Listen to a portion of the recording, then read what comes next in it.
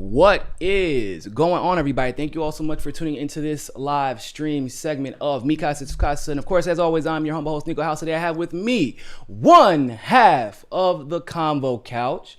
Although she's sitting on the couch, but that's not the Convo couch. Yeah. That's the backup. That's the sixth man. She's back in this good old sunny state of Florida where are y'all have they opened the economy out there yet? As much as California. Yeah. California is doing the same thing, actually. Yeah. You know who is still stuck in quarantine? The man that is in one of the only 3 counties in Florida that is not reopening. And that's me, unfortunately. Yeah. So we still out here. I went to the beach but I went on a weekday. But it was still like there were people there, but it was like you could space out. But I heard on the weekends it's like crazy, and like there's people in pools and stuff. I mean, you got to go to the beach fee? Yeah, I just went one time though. Oh my God. I've been stuck inside most of the time. I'm envious. I'm hating right now. I ain't gonna lie. I'll come back and we'll go to South Beach, but because everything's closed, there's no. Is it still a bunch of stuff closed out there in Orlando? Oh yeah, most restaurants are starting to reopen, so you can go. It has to be 25% capacity though. Yeah. I honestly, like, when I was watching like them opening up, like I didn't really have a problem. I don't really see like, because I hear all the Democrats like bitch and moan about like what Republicans are doing. I'm like, Newsom is doing the same thing. Like, yeah, basically, like, what are you talking about? I know, yo. I've been talking about this. People are like, well, why are you defending Trump? I'm like, no, I'm just fucking looking at facts. I'm like, they pretend like they care so much about Trump saying, hey, if it's possible, we'd like to open up in April or May. And I'm like, I mean, that seems, especially at the time, I'm like, that was months away. I'm like, that seems pretty reasonable. And they like shredded him for it. And then Newsom's like, we're going to work with Oregon and Washington to try to open up around April and May. And I'm like, hold on. Where is everybody complaining at? Because now, you know what I'm saying? Because they were saying that Newsom was like this god, like over the last couple of months, and he said the same exact thing as Trump. And in Washington, they were having Washington State. They were having corona like virus parties where they were trying to get infected to develop herd immunity. Oh, so yeah, some that's a doctors whole did say other thing that they were trying to do. Well, you don't need to. Herd immunity is okay, but like you don't need to be around people to do that. You can just build up your antibodies. But that's. People want to be stupid, then hey, I'm just. Yeah. So I appreciate you coming on the show. You've been a pretty busy bee as of late. You are I don't want to say former. Well, I guess I technically can't say it now. You're a former Bernie bro turned complete and totally revolutionary reformist. That's a revolutionary reform. That's hard to say. And you've kind of been on the rampage in a good way, just telling people as a person who supported a candidate and who was fighting hard for a candidate, as a person who was canvassing, traveling to New Hampshire, Iowa, Las Vegas. I mean, you name it, covering issues other people didn't want to cover.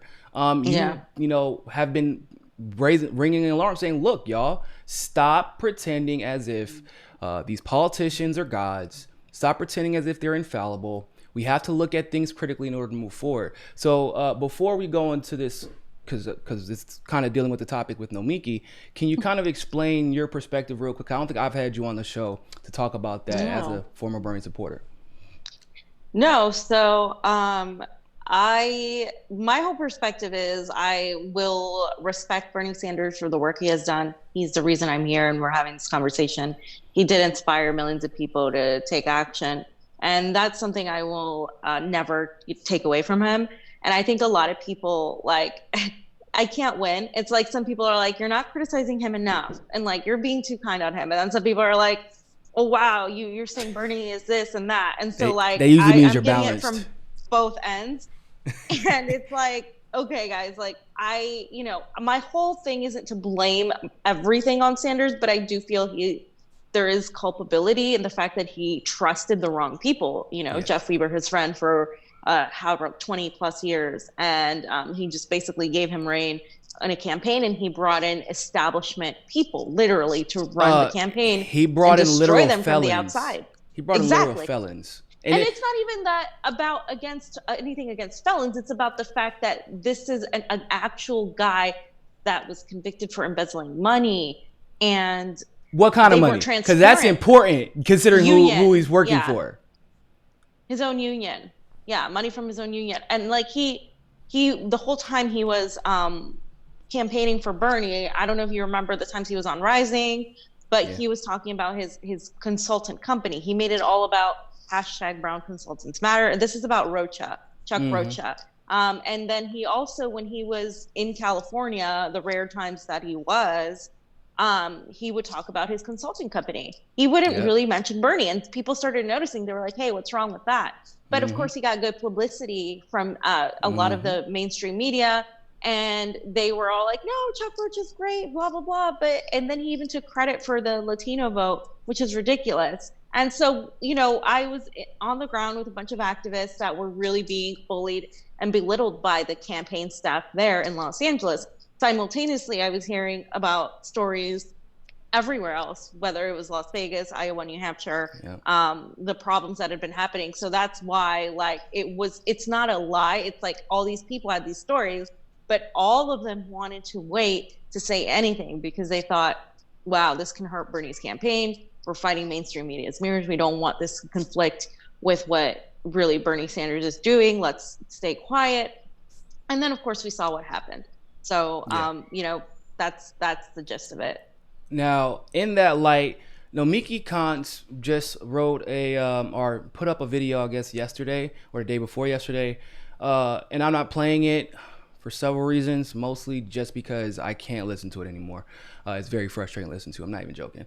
But she's made a couple of pretty bold statements. She said people are, quote unquote, turning on Bernie. That's what she said. They're even calling Noam Chomsky a shill. I didn't see people call Noam Chomsky a shill. I saw them criticize him for his comments about Biden, and that was it. But she said that people were calling him a shill, so I'll take her word for it. She says that we shouldn't be assessing what happened in the campaign. And then somehow she goes from that to it's on us now. I'm like, it was on us before, but so I'm gonna let you speak to that first because you brought it to my attention, and as you know, my jaw dropped listening to that bullshit. But what did you think about some of the comments she made in that video? Do you feel like her criticisms of leftist voters or participants were justified? No, I mean, not at all. I mean, I saw vaguely, I saw part of that video. I didn't really go out of my way. I saw it because it was shared and it was praised. And so I'm like, is this really what we're thinking? Because if this is what we're thinking, we're going to continue losing, because we should absolutely be talking about what went wrong. We should absolutely be having an autopsy as to why did Bernie Sanders lose. And if you're not talking about that, you're not really serious about continuing this movement, because you're going to continue making the same mistakes over and over and over again. And one of the main things that really led to Bernie Sanders' loss was, in fact, from within his own campaign, from the corruption within his own campaign. And if we're not discussing that, and you're just going to continue as if nothing happened, then what are you doing? You're going to have the same corrupt players in there. You're going to have the same false notions. You're really not going to talk about election fraud. Like, none of these commentators that are so quick to attack the left for trying to have constructive criticism, or at least a very simple discussion, actually have ever mentioned things like election fraud.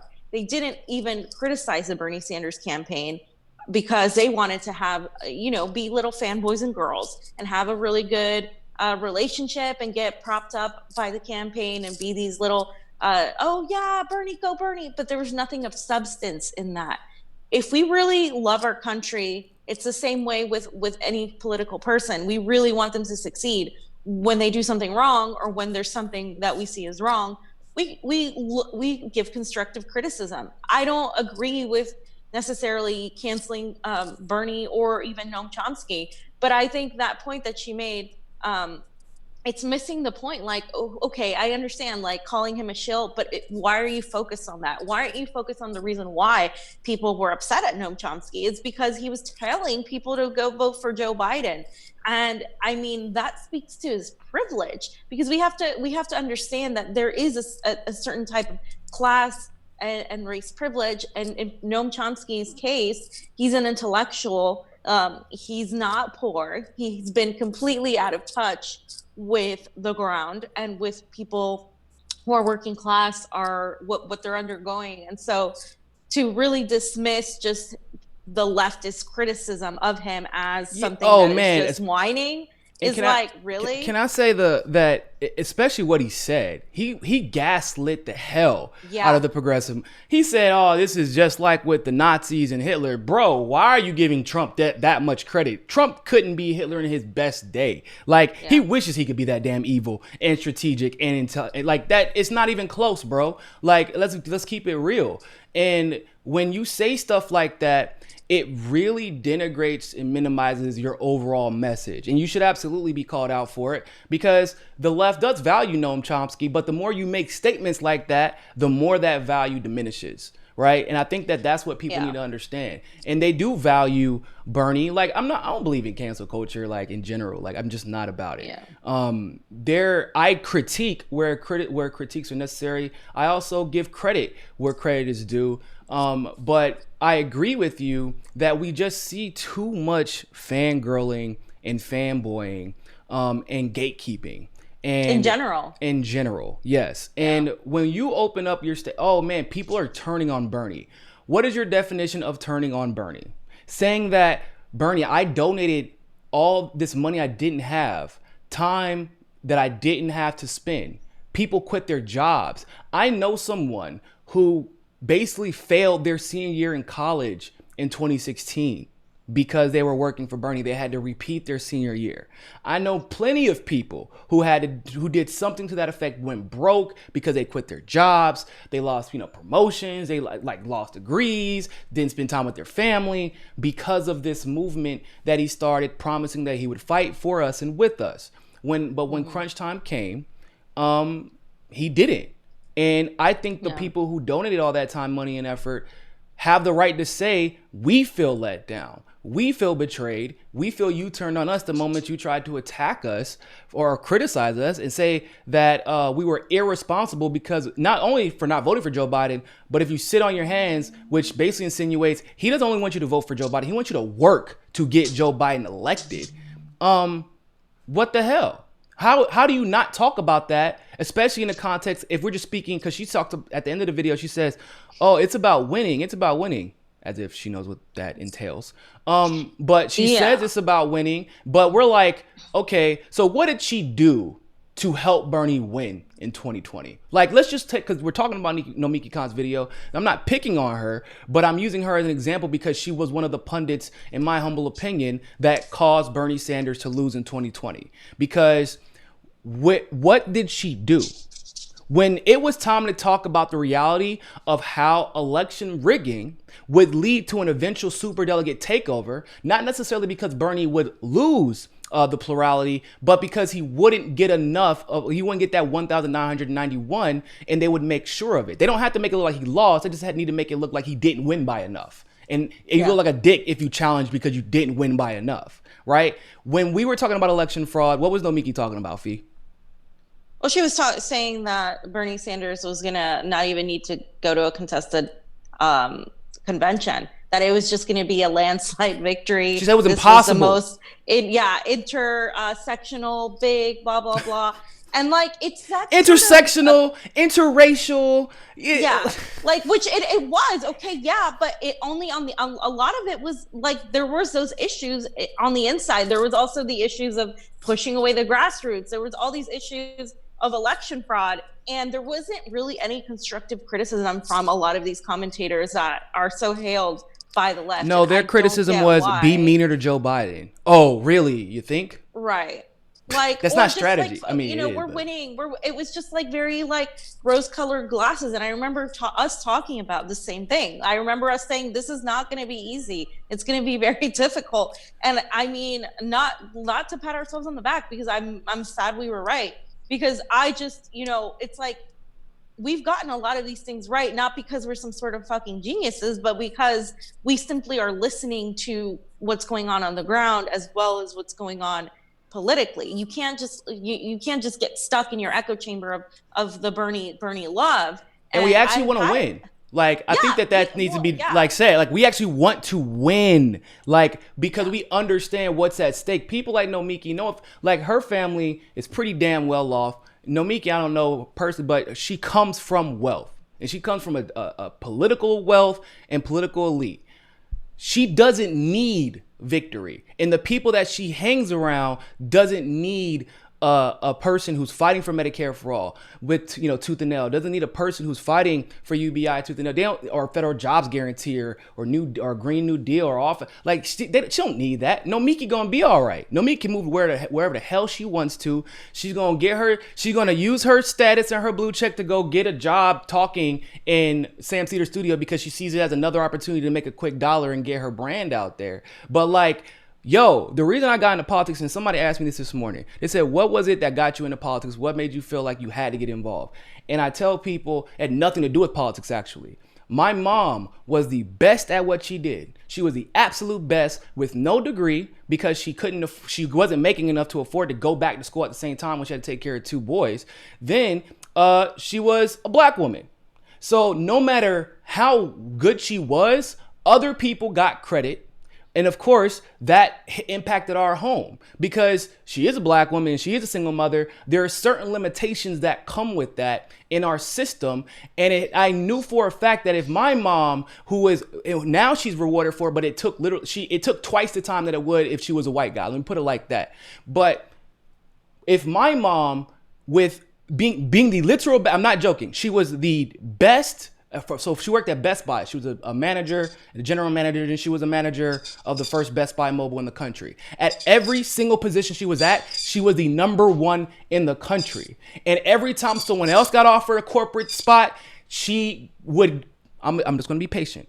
Because there's no accountability. There's no intersectionality. There is no propping up those who have been disenfranchised, understanding that just because the metrics don't weigh out because of the standards that have been set by a patriarchy, that means that must be an indictment of their intelligence or their capabilities. Mm-hmm. Like, that's why I got involved in politics, because even though I was able to come out of that, even though my mom had the wherewithal to come out of that, 90% of everyone else in that situation, they're in jail, they're working a 9 to 5 their entire life, and then a 6 to 12 right after that, and only making $7.25 an hour.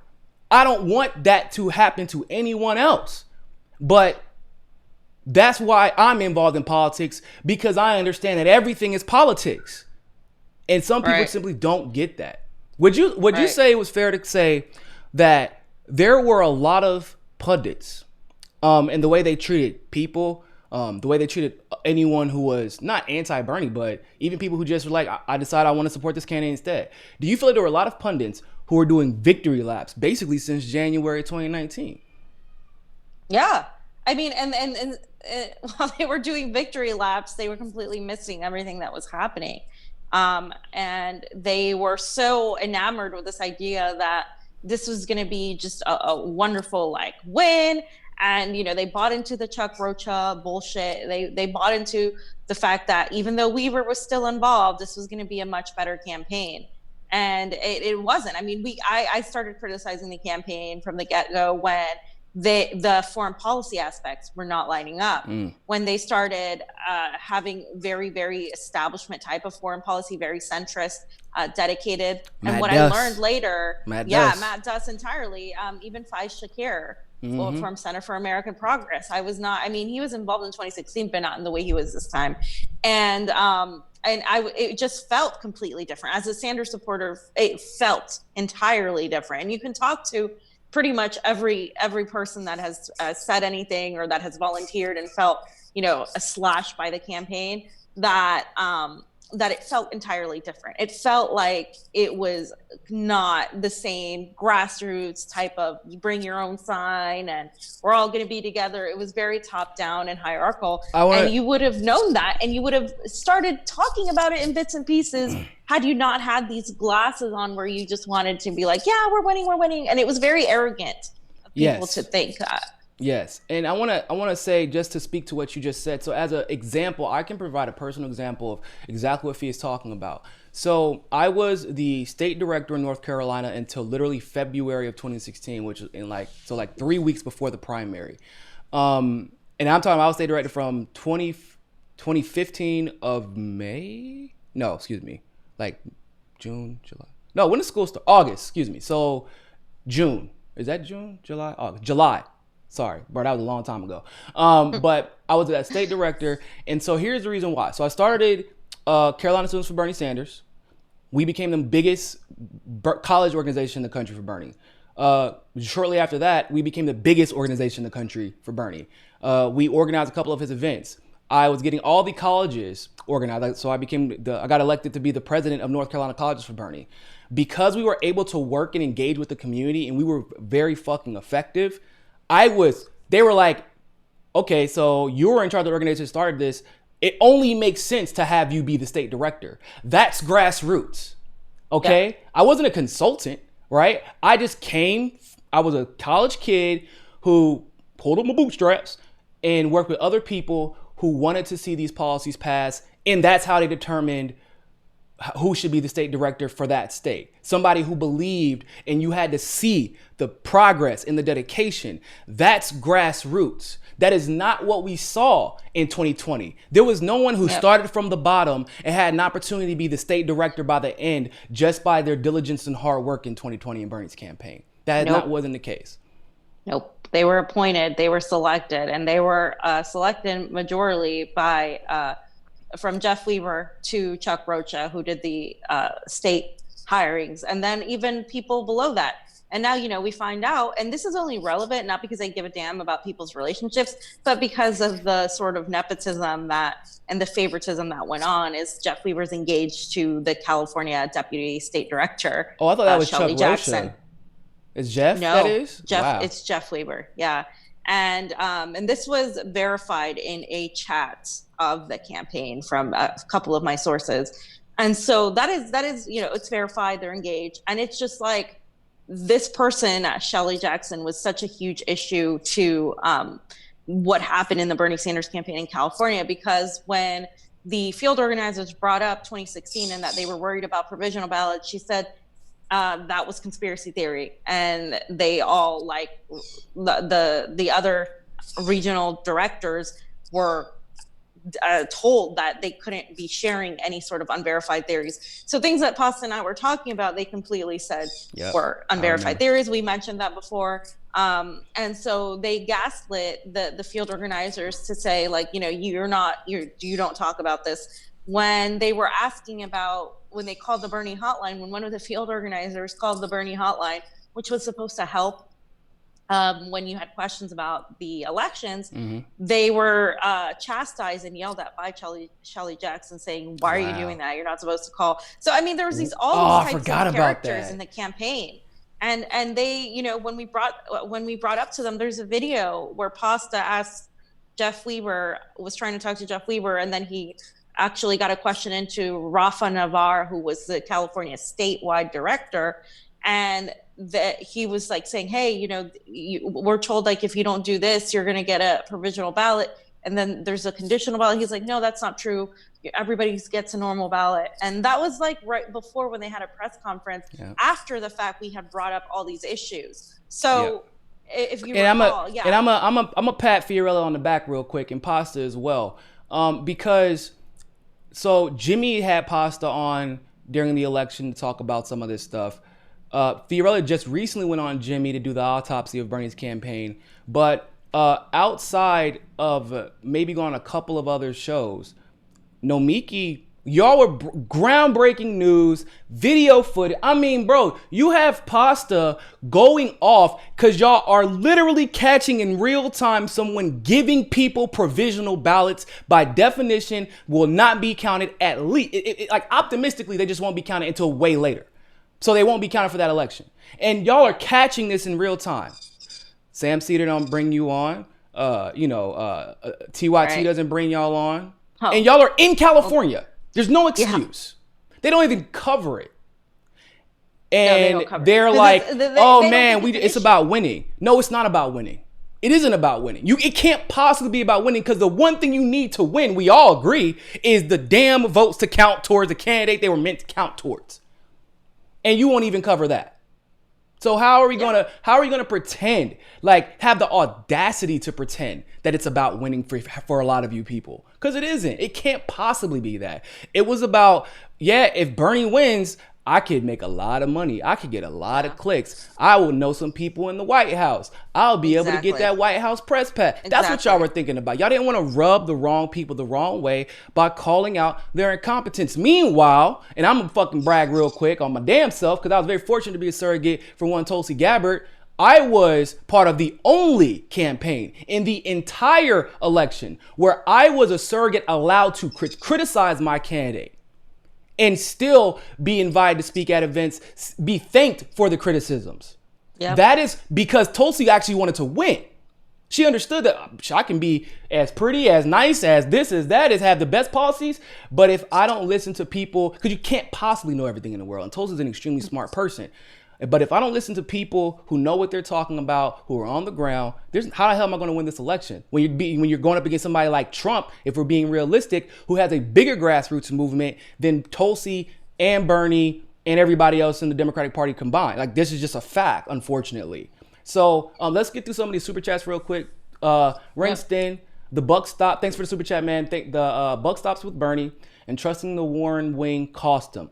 Speak on that. But his behavior is consistent with what others said about him in the 90s. It still hurts. I know, it's true. Yeah, you're right.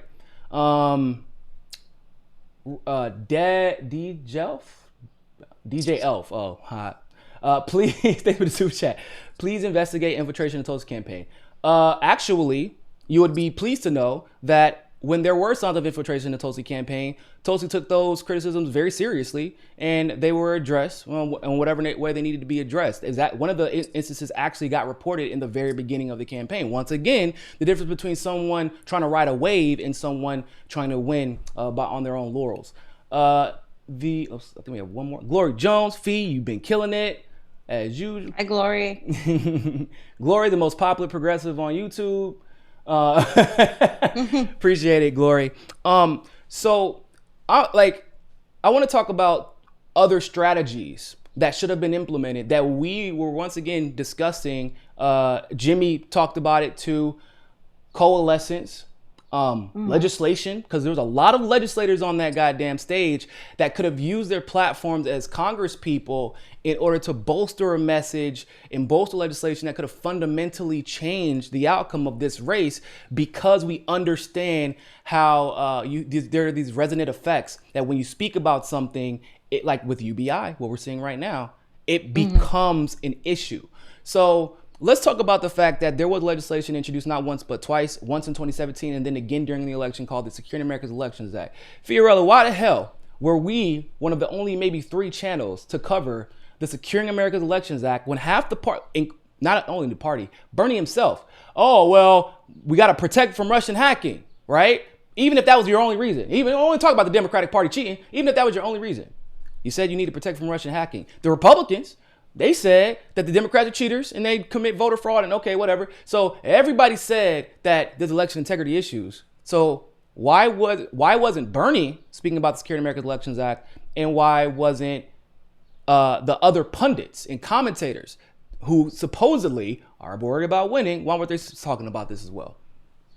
Because, I mean, you look at like if you talk about election integrity, if you talk about election fraud, people have really made it such a taboo topic.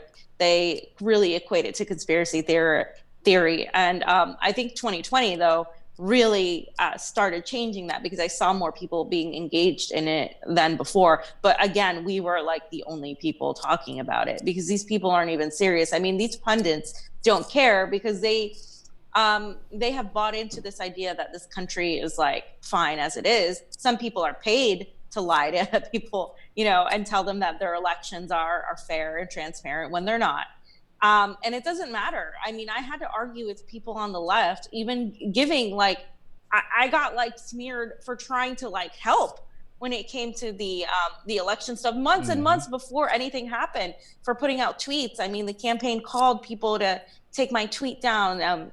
there was a video I did where I interviewed another Bernie volunteer, an organizer, and she was bullied because they were trying to get me to take down a tweet. Yeah. So it wouldn't make them look bad. It was regarding the Iowa precincts, that they didn't have precinct captains. And so I was literally like, little did they know, texting me all this stuff. Little did they know. For people who, for some reason, were under this disillusion that the MCSC network had no campaign connections, that we had no insider info. Like, I know that there's some people who say they're insider. Oh, I'm going to give you some insider advice. And they'll tell you, it's impossible for superdelegates to steal the election. No, they're not real insiders. They happen to know people because of the organizations they have previously been connected to.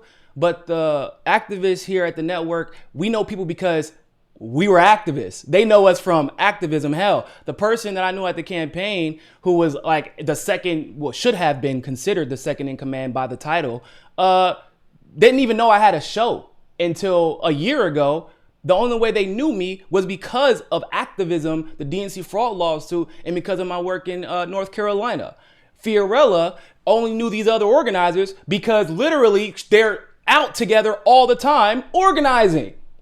That's the difference, bro. Like, that is the difference. I can't stress enough the clear dichotomy we've seen. There's a difference between activists and pundits. Start listening to the activists. Stop listening to the pundits. I don't know how to say that. Because when you're talking about election integrity and the obvious, right? For example, Fee, do you remember how many people talked about the exit polling issue? Like next to none. Us, Jimmy. Beside us, yeah. Yeah. Like that's conspiracy theory, though. It doesn't prove anything. Yeah, math is conspiracy theory. Yeah, exactly, right? Literal math is conspiracy theory. Like, yeah, it's conspiracy. Okay, so what are you gonna do about the fact that literally no other party was dealing with these disparities? Oh, well, it's just because young people didn't turn out. It's somebody else's fault. Right. It's young people didn't do enough, man. Well, it's the voters' fault. And that's the same thing. You're blaming the voters. You're blaming the leftists. You're blaming all these people that are really like, it's the system is corrupt. Yeah, like it's the lack of election integrity. And you guys aren't talking about it. It's also the corruption that you guys just want to ignore. Like, especially when we're criticizing from the left. Like, I'm not coming in from the right and telling these people, like, whether it's Nomiki or whether it's whoever is dismissing these things or not talking about them. I'm not punching from the right. I'm coming in from far to the left of you. And it's really funny just seeing a lot of the people on Twitter that consider like themselves like super leftist socialists, and oh yeah, like you have like the socialist cred because you pray to Chomsky and you have these like, you quote Marx and whatever, but then when it comes to actually like practicing it in real time, they don't know what they're doing because it's all fake, because it's about popularity. It's about, Bernie Sanders was popular, so a lot of these commentators without Bernie, they don't know what to do. Right? Like, yep. Right now that you see right now who's really, really bringing the things that need to be talked about. Because when it was Bernie, sure, yeah, like, oh, Bernie did this and Bernie slayed Biden, and look, he slayed Bloomberg, and look how well he did in this and that. But when it comes down to actually talk about policy and like what's going on in Congress and what's going on with this disastrous CARES Act, what's going on with the pandemic and all these other issues, now you see who is actually putting in the work, because we would have done that regardless, whether it was Bernie or anybody else, because we're here for the movement, not for any individual person or for celebrities. And I think we should also be clear, like, all people hated the idea of UBI and by the way, UBI is something I've actually supported since 2017. And so I knew that I didn't like Yang's version of it, but I knew that UBI was still necessary.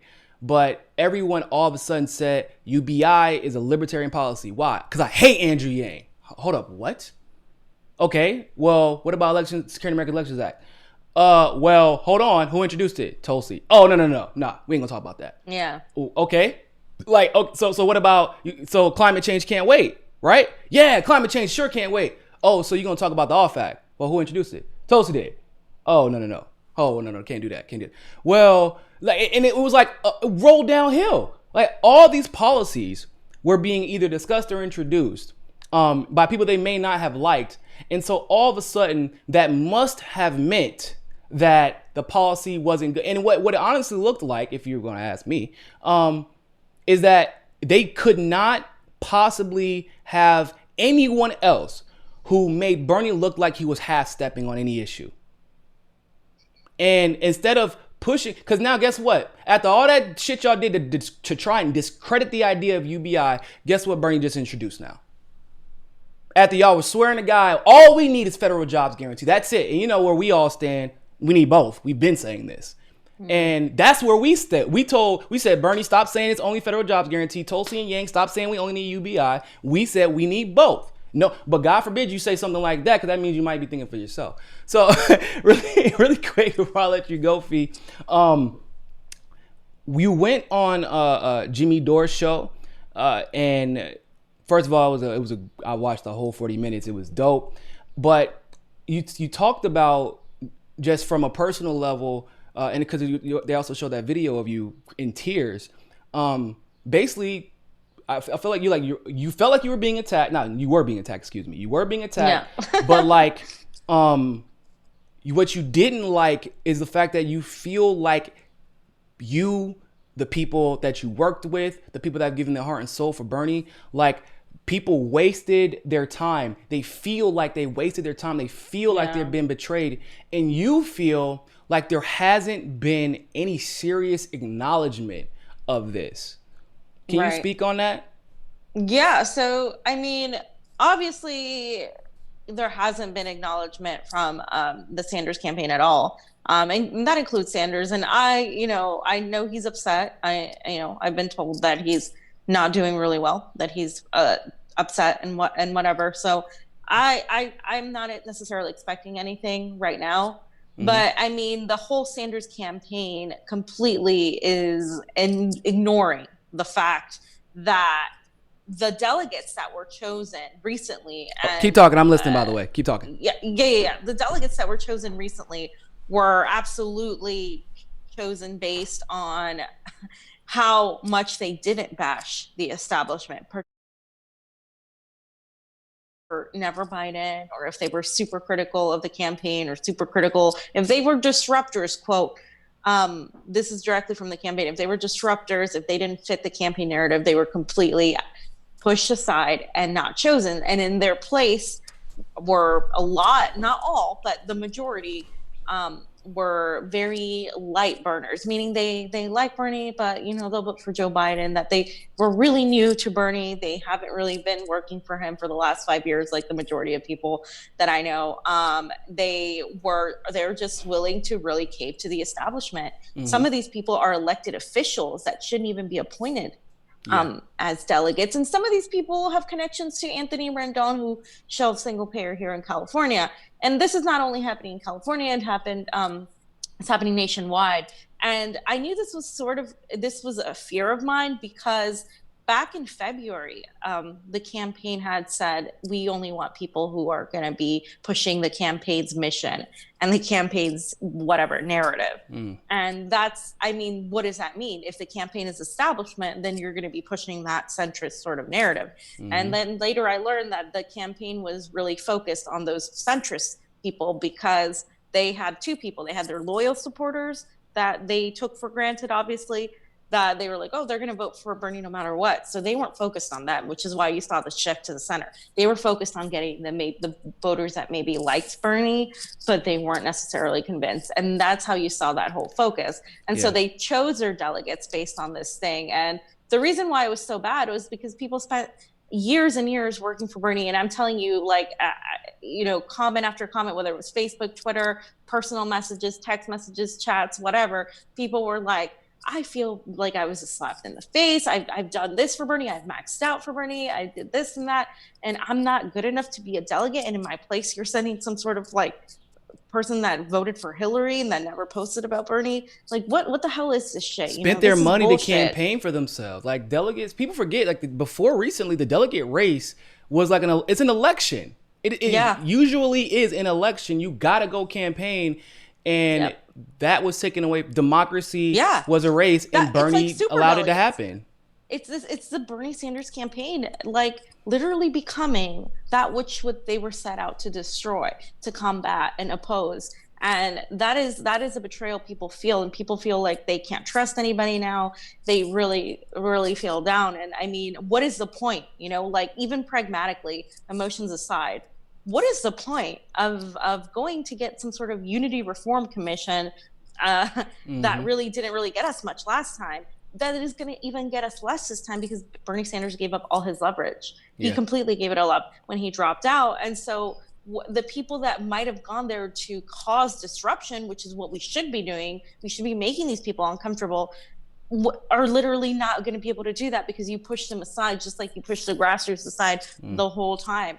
And so what are you going to get? You're not going to get anything with people who are going to cave and say, okay, yeah, we'll vote for Biden, and get nothing in return. So there's really no point. And so that's the sentiment right now, is like, why did we, you know, give up all of this to really, what are we fighting for here if we're not even given the ability, the democracy to fight? They're acting like super delegates. And that's the corruption within that campaign is so rampant that if you're not talking about it, you really aren't serious about actually doing anything. And if you're just going to continue to run another Bernie Sanders without addressing election integrity and the rampant co-option of campaigns, of grassroots campaigns that's still happening, they're still doing it with down ballot candidates. My friends are telling me their orgs are being infiltrated and all of this. This isn't conspiracy. This happens time and time again. This is how movements die. And so when you're ignoring all of that, whether you're a commentator or a journalist or both, you're not doing anything for the movement. You're just here being, if you're not a Bernie cheerleader, you're nothing, I guess. And so that's what they're we're worse. seeing They're in basically they're, even if it's inadvertent, they're still saboteurs, because you're sabotaging the movement by misleading people and mischaracterizing. Like, oh, let's not assess how the campaign that broke all the damn records you can think of didn't win. Let's not assess that. Let's just move on and pretend like it didn't happen. And I want to speak to two things real quick before I get to these super chats and let you go. The strategy of going after the centrists was the dumbest. You could tell it was concocted by someone who clearly hadn't been on the ground. Centrists, or at least the centrists as we know them today, are the most fickle, superficial voters that you can think of. The moment that Bernie became ridiculously popular, it was no longer necessary to pander to centrists. Because you are popular despite of whatever negative press that is associated with you, whatever negative, because sometimes they'll make Bernie seem more leftist than he actually is on a lot of issues. But you didn't, you pandered with Russiagate.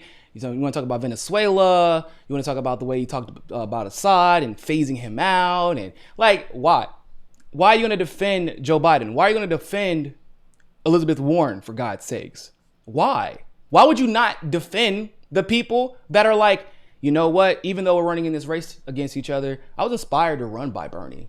The people who would drop out on a moment's notice, you said, please, what is the number one issue that you'd like me to adopt and work together on?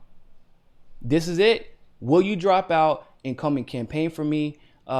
If I do, absolutely. I know for a fact all three of them would have. I know for a fact. He didn't do it because you weren't trying to go further left. You weren't trying to get those leftists who are skeptical. You weren't trying to get those populists who are trying to figure out they were like, yeah, I don't like leftists. I don't like socialists, but I love me some anti-establishment.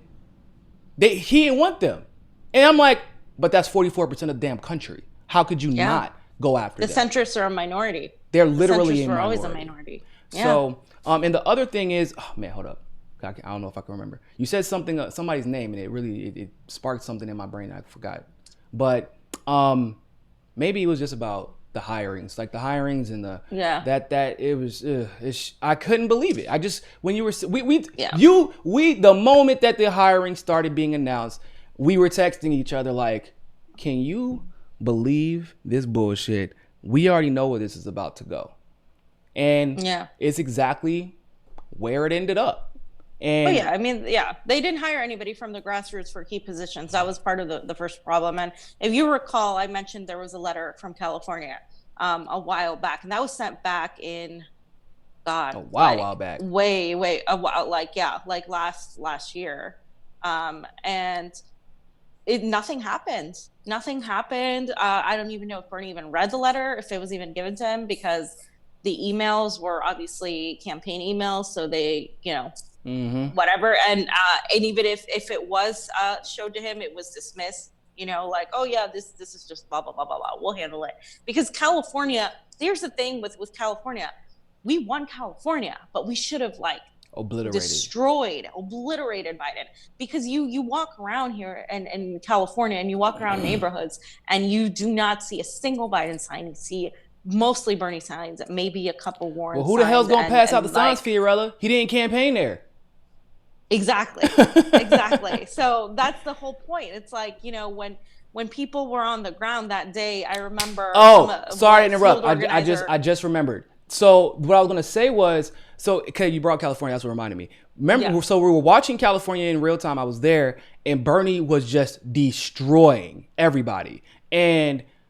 But we knew we couldn't get excited for the reason that y'all have been talking about for the entire year. Was like, Bernie should win California. He will win California, but they're either going to make it closer than it should be or try to hand it to somebody else through LA County specifically.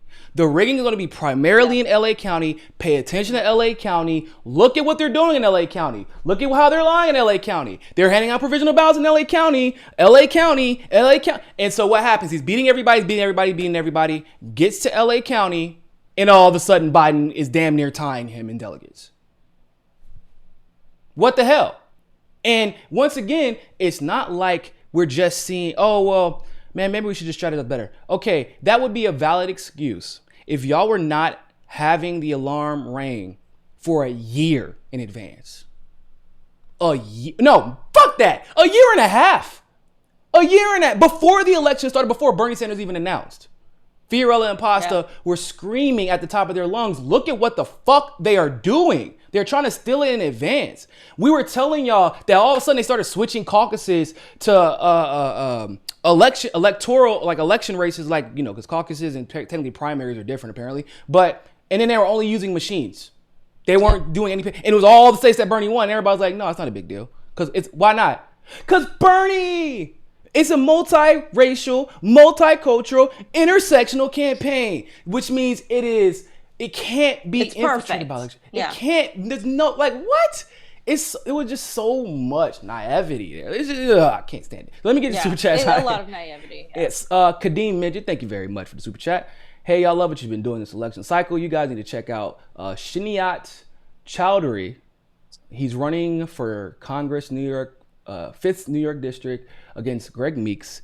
You already know about the corruption. I will check him out. Life of Brian, thank you very much for the super chat. Where do you guys draw the line between pointless bickering and calling out sellout progressives? Sam Cedar, it's over the line, but where is it? The MCSC network. I mean, we don't. I'm just being real, y'all. We don't pointlessly bicker. If somebody has a problem with any of the things that we talk about, like even with my beef with Anna, did I bicker? I instantly was like, why don't we just debate policy in front of each other instead of going back and forth on Twitter trying to one up each other? How is that productive? I just don't understand Anna, because it's really, to talk about bickering, I mean, I don't feel like I've really ever bickered. I just feel like I just don't agree. I feel like I hate seeing people get lied to, and I hate seeing people promote people on the left who are really doing a disservice to our movement, and because I see it the same thing as the Bernie Sanders campaign. It's the same thing. You have the same type of actual grifters and manipulators who are doing this for career and not really here for the movement. So when I see that, I'm going to say, hey, this is disingenuous. But Anna is really weird. I've never done anything to her. I've barely said anything publicly about her. And she blocked me out of nowhere. Yeah, and, it's just funny. And people are like praising her, like, oh yeah, Anna's the best. I'm like, are you, like, to me, it's like, it makes me feel like what the fuck's the point if people like Anna can get away with like sounding like somebody that's so rational? Yeah, it is. You know what I mean? It is frustrating because when you think about it, the people who get praised the most have been wrong on almost every single major issue for the last 2-3 years. Yeah. We were the ones And like I said, I always talk about this because Fiorella was like so adamant about the shit when we got back from the KDEM convention. Like, we were the ones telling everybody, yo, Warren is about to fuck Bernie's world up. And if he doesn't figure it out, and if y'all don't stop praising her, it's going to be a problem. Oh God, look what happens. Almost gets Vermont taken from Bernie, right? Because of her, she was taking votes. She did get Maine taken from him, caused him to lose Massachusetts, caused him to lose Minnesota, caused him to lose delegates in California, caused him to lose Washington, caused him to lose Texas. In addition to the election fraud, it was a multi-pronged approach. But when you're talking about 20% of voters that you know are like, you know, they're probably faux progressives, but like faux progressives still vote for Bernie too. And they would have if she wasn't in the race and if she would have endorsed Bernie. Yep. And we told y'all, why do y'all keep saying that she's on his side? She doesn't work with him. We weren't going off the hearsay. I'm like, y'all, there are policies to look at. Amy Klobuchar has literally worked on more legislation with Bernie than fucking Elizabeth Warren. So how about we talk about that? No, we can't do that. Why? Because it's CFPB and she's really nice and I want to like her. What? Okay, so y'all are wrong about that. Wrong about Russiagate. We were telling y'all about election integrity issues that y'all didn't want to hear. And yet you see these pseudo intellectuals pontificating about the philosophy of redemption and forgiveness and harm reduction. And like, shut the fuck up. Y'all don't know what you're talking about. You've never lived in the real world. It's privilege. And then I just want to really quickly speak to that is like, you know, there is obvious, and Niko and I have talked about it before, there is obvious preference for white elitist voices in media. Yes. I mean, just look at who gets praised all the time and who gets smeared. I mean, I can't tell you how much Niko was like smeared recently when we were saying the same thing. We started out calling the Jeff Weaver thing. I was talking about I was releasing all the comments that people had complained about regarding the campaign. And it was all, you're trying to smear Bernie's campaign. And then somehow, you know, your name was brought up and it was like, Niko's this and that. He's a liar, da, da, da. I mean, it was just ridiculous. Oh, what I love is Lori Jones pointed it out. She was like, if you want to look at how media and political pundits treat people of color, like just look at how people are talking about Niko and Fiorella. And I mean, it's right. I mean, it's true. And it's crazy because Craig doesn't even get half the shit we get, which is fucking weird. Right? Like it's so funny. You can't, because Craig is aware of this, and Craig in which is why we love Craig. He goes to bat for us all the time by making it clear, like, look at how y'all treat, like, look at how my partner over here is treated. And I'll say the exact same thing, and y'all don't give a damn. Y'all don't care because he's protected by the white shield, and he knows it. They don't know what connections Craig has, and they're not gonna take a chance that he had. Like, man, that dude Craig look like he really connected, y'all. I don't know. Like, but when people, what's funny is, well, what do you do if you have such criticisms of Bernie and AOC? What do you do for the movement, bro? What? Like, you do know, but here's the thing though. Whenever some of these other pundits make these ridiculous criticisms, they're not asked what they do for anybody. Their work ethic is not impugned, right? Their integrity is, they might call them like, oh, I disagree with you, this is stupid take, da, da, da. But what happens is they try to attack them on whatever they believe the merits of their argument is, because they don't feel like they can, they assume that because of who they are and what they look like, they're well connected. That's why they have all these subscribers, all these viewers. But with us, it's, well, what are you doing? You can't possibly have connections to Bernie's campaign. You can't possibly have connections. Yeah, we do. And we work. And we did start a DNC fraud lawsuit. It's $900 million in the Supreme Court right now. Fiorella is the reason that Bernie won Iowa. Give a damn what you heard. We saw it in real time. I talked to Nina in real time. Nina said thank you to Fiorella while I was on the phone with her in real time. All these people who swear to you they have all these, I got all these connections, they're full of shit. But people see these get these rose-colored glasses and they protect their white saviors. And it's a default, by the way. It's not even like people do it on purpose. But even black people do it. Okay, so and Latinos do it too, and Arabs do it too. We are programmed and conditioned to default to white males, and then we also will default to the white females who kiss the ass of the white males. That's what we are programmed to do. There's no way in hell, ladies and gentlemen. No offense to Nomiki, I give her credit for helping to get rid of the super delegates in the first round. But like, bro, who the hell is Nomiki Konst? Why was she even in the Unity Commission? Oh, because she worked for TYT. Okay, why she worked for TYT? Somebody explain to me. Tell me your favorite Nomiki Konst piece before TYT. There is none. By the way, she wasn't a journalist. But she got hired at TYT. Why? Because she's a white girl with a blue check mark who says some really colorful things about Bernie and got a bunch of retweets on. So we hire people like that. She was not qualified to sit on the Unity Commission. But when you have people like Fiorella who can break down how the delegate selection process used to be, how it is now, how the super delegate process is, how it is now, will take her time, her money, her effort to travel the country to make sure shit is getting done correctly, who knows people in the campaign, who is trusted by people in the campaign.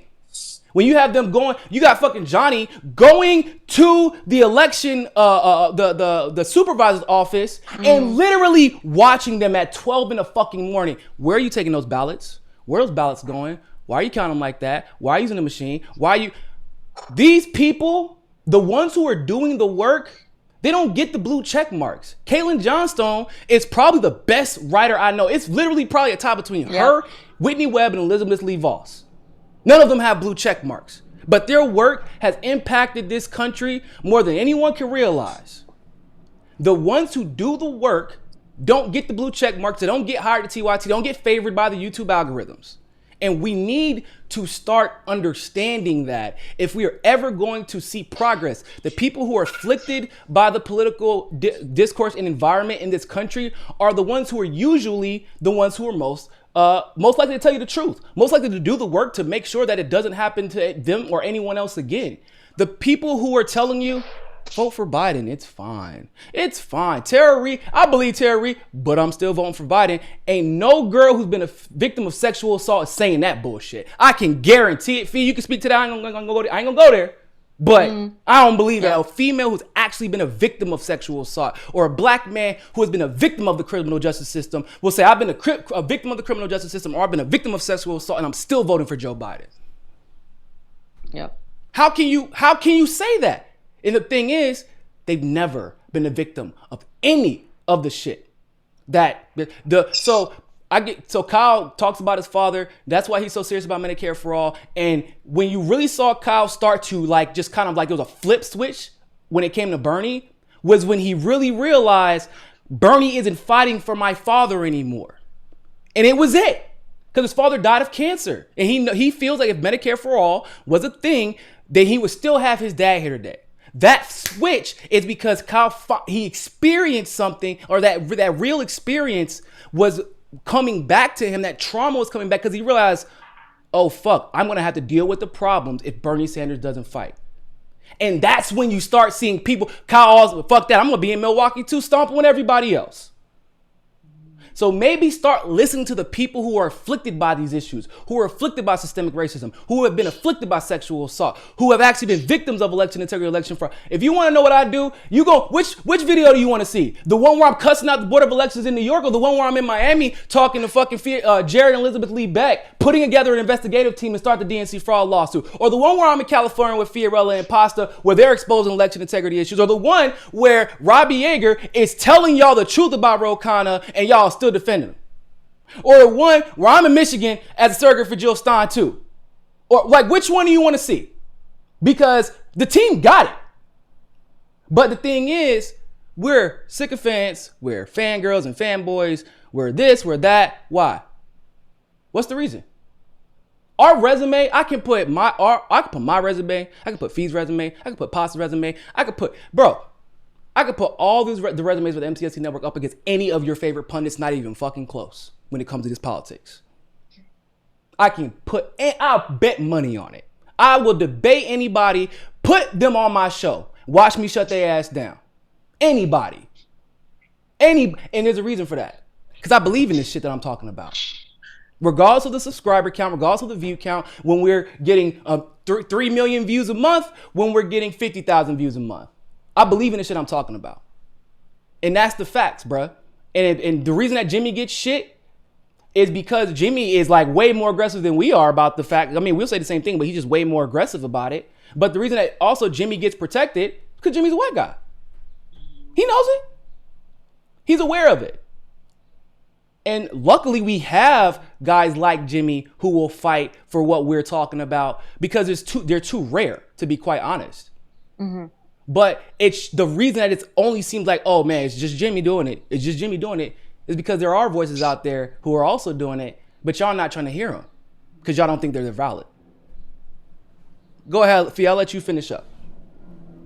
No, I mean, I just want to say that, we need to really, really look at the systemic corruption here and what that has caused in our politics and our lives. Because if we don't address our mistakes, we're going to continue electing people for a dead party. I'm completely against continuing any effort within the Democratic Party.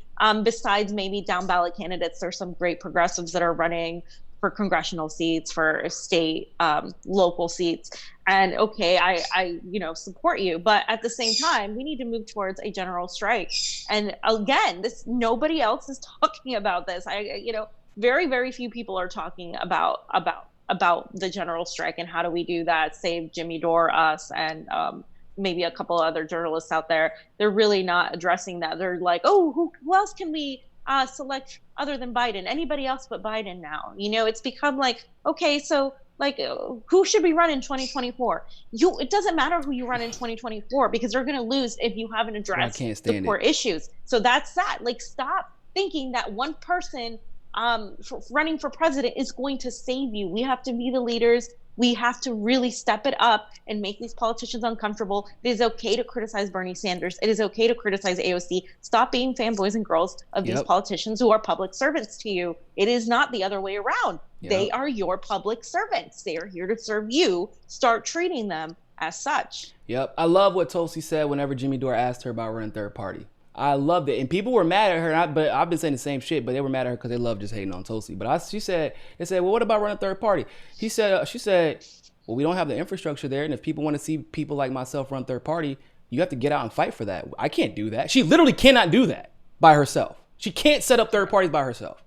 And people are like, oh man, well, what? She has to do it before I even think about going to start a ballot initiative.